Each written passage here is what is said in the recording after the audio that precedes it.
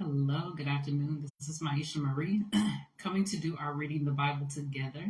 And we'll be reading Numbers chapter 19 from the New Living Translation. I hope you all are doing well on this Wellness Wednesday. And we are going to get started. The Lord said to Moses and Aaron, "Here is another legal requirement commanded by the Lord. Tell the people of Israel to bring you a red heifer, a perfect animal that has no defects and has never been yoked to a plow. Give it to Eleazar the priest, and it will be taken outside the camp and slaughtered in his presence. Eleazar will take some of its blood on his finger and sprinkle it 7 times toward the front of the tabernacle. As Eleazar watches, the heifer must be burned, its hide, meat, blood, and dung. Eleazar the priest must then take a stick of cedar, a hyssop branch, and some scarlet yarn, and throw them into the fire where the heifer is burning. Then the priest must wash his clothes and bathe himself in water. Afterward he may return to the camp, though he will remain ceremonially unclean until evening. The man who burns the animal must also wash his clothes and bathe himself in water, and he, too, will remain unclean until evening. Then someone who is ceremonially clean will gather up the ashes of the heifer and deposit them in a purified place outside the camp.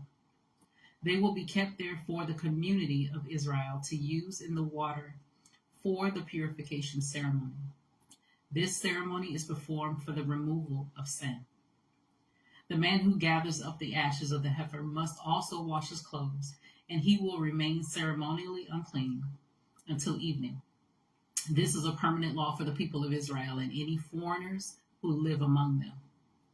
All those who touch a dead human body will be ceremonially unclean for 7 days. They must purify themselves on the 3rd and 7th day with the water of purification. Then they will be purified.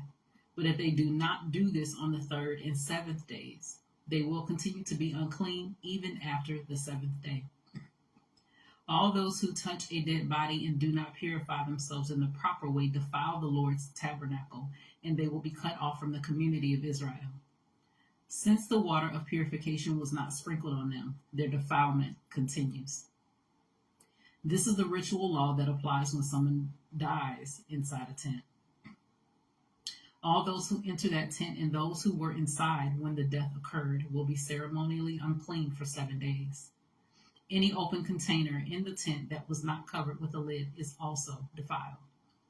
And if someone in an open field touches the corpse of someone who was killed with a sword or who died a natural death, or if someone touches a human bone or a grave, that person will be defiled for 7 days. To remove the defilement, put some of the ashes from the burnt purification offering in a jar and pour fresh water over them.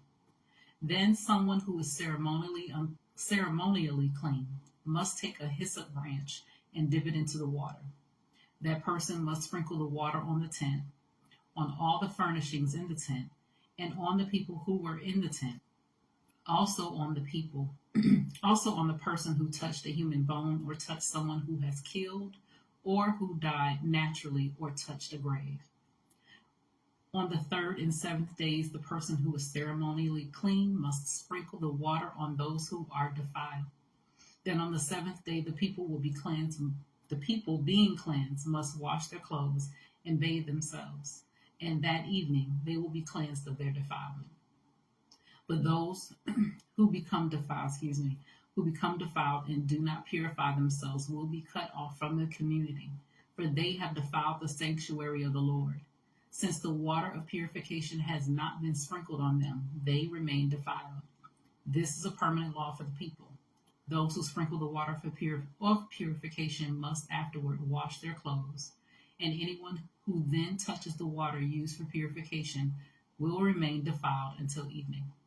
Anything and anyone that a defiled person touches will be ceremonially unclean until evening. So that was Numbers chapter 19 from the New Living Translation. Continue to search the scriptures daily to see what is true. Allow Holy Spirit to illuminate the word to your heart, to your mind, and to your soul, bringing knowledge, understanding, wisdom, and most of all, revelation of who God truly is, his nature, his character, and how much he truly, truly loves you. You guys take care. God bless, and we'll see each other tomorrow.